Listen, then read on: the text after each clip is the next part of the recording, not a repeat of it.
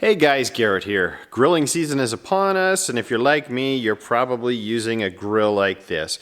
Either a hand-me-down grill or just the cheapest thing that you could possibly find at the store.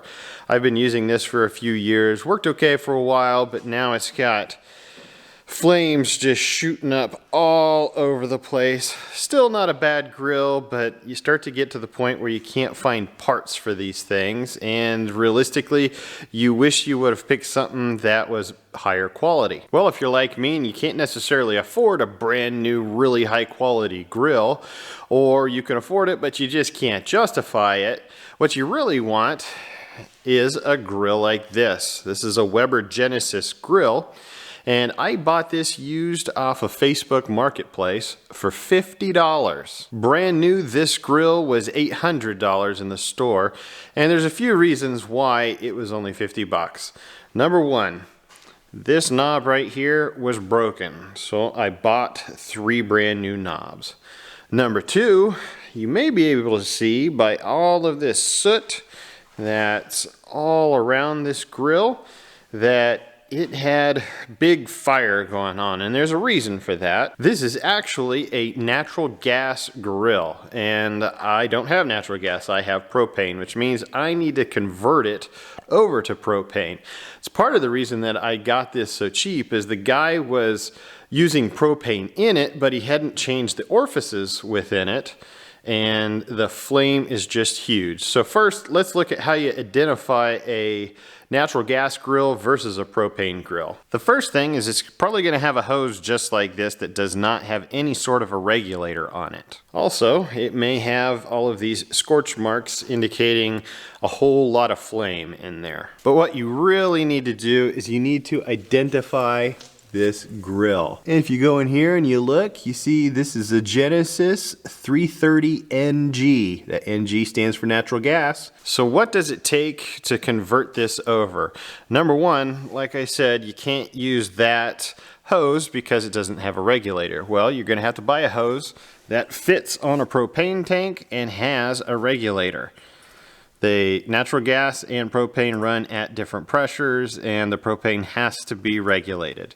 So this little regulator hose assembly you can get on Amazon relatively cheap. I'll leave a link down in the description. As you open up this grill, you're actually going to see a lot of soot. Again, that's because he was using natural gas orifices. This is a natural gas grill, but he was using propane and didn't have the right size orifices, so the flames were huge and just sooty all over the place. This grill has stainless steel grates, and we'll start by removing these grates, as well as this part right up here. This just lifts out, and then you can pick up the grates. There's 2 of them. Just set them aside.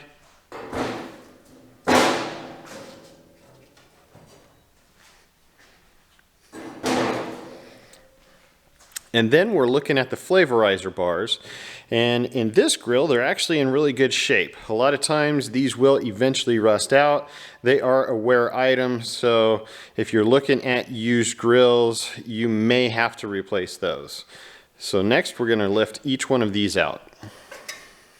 Alright, now we can actually see the burners in here, and as you can see, these 2 are brand spanking new. I actually just replaced these, and I still have this one to replace. But when you're inspecting a grill, you definitely want to look at these burners. You can see there's a nice good size hole there. And if you look at the other burners that I took out, they have big old holes in them.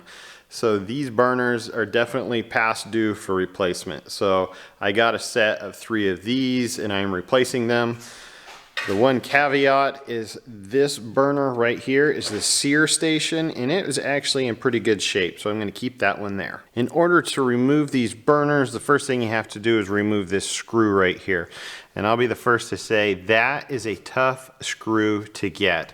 It's been in there for a long time, and if you're lucky, you can get it out, but I had to use some easy outs to get them out. So These two I used easy outs. This one I actually had to drill, and most likely I'm going to have to drill this one as well. Once you get the burner tube out, then I'll show you where the orifice is that you need to change. If you're converting from natural gas to propane, you're going to have to get a conversion kit. I just went on eBay and found one for my grill, and so they were kind enough to send me everything labeled that I needed. So it's one for the side stove, one for the sear station, which I've already installed, and then there's 3 of them for the main burners. I've already installed 2 of them. If you're wondering what it's supposed to look like versus what it actually looks like when you put propane through natural gas, this burner right here, that's obviously the orifice that I have not changed, and it is letting way too much gas out. This one right here is actually on. Let me turn this off. And you can see a really nice consistent flame pattern through there.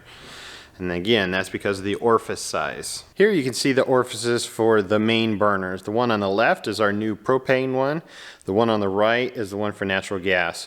You'll notice the one for natural gas, the one on the right, is much, much larger than the one on the left for propane. Now that I got the bolt out there, we can slide this guy out, and so you just lift up and you start pulling, and of course you have to disengage the igniter right here, which slides into this little tab right there. Alright, next go underneath, and there's this little access panel right here, and it's held on by a screw right over here and a screw on the side right there as well. Just take those 2 screws out and this panel will come right down. You'll be able to see the back side, and you'll be able to see that orifice. As you can see, here's where the tube meets the gas, and so we just removed this one.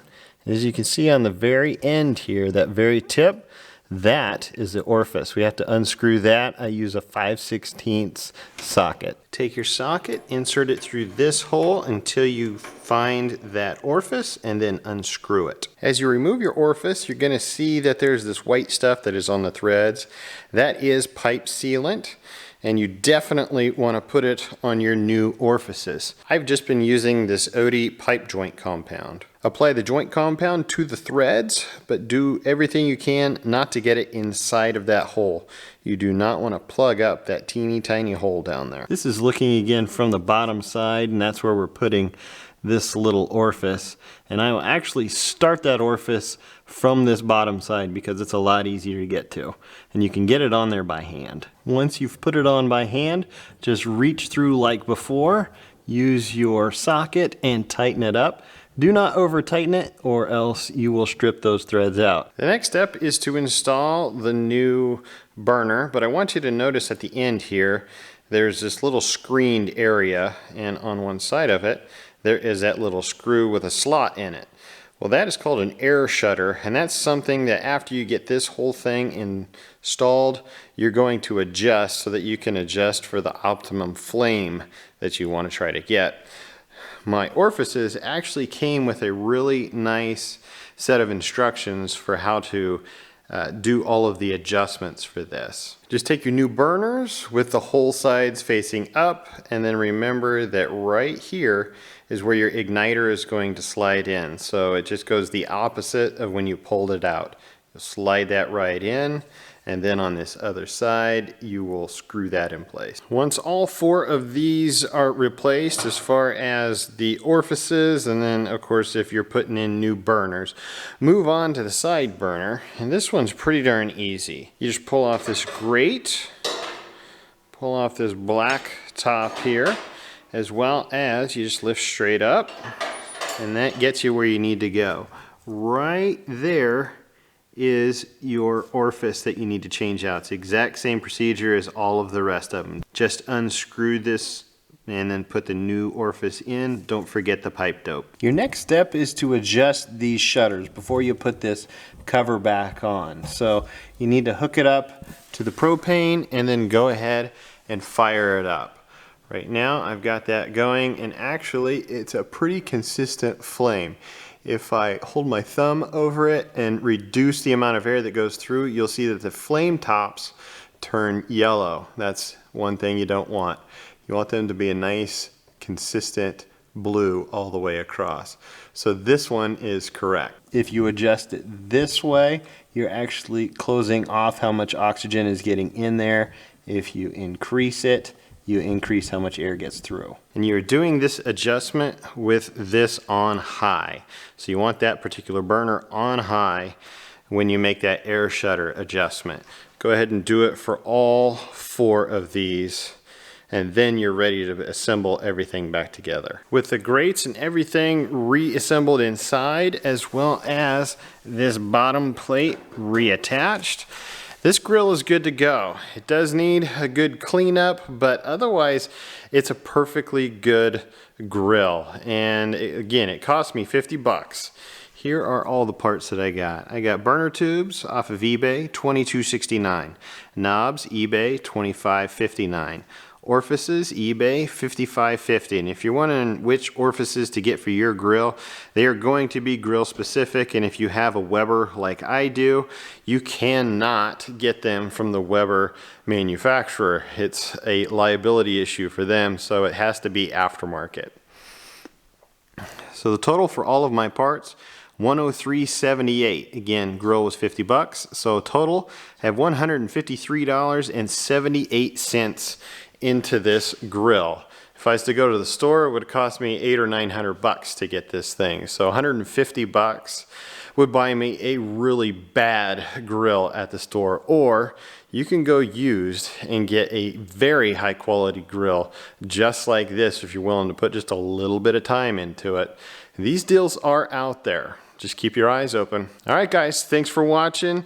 Happy grilling. Make sure to hit that like button down below as well as subscribe. I'll see you next time.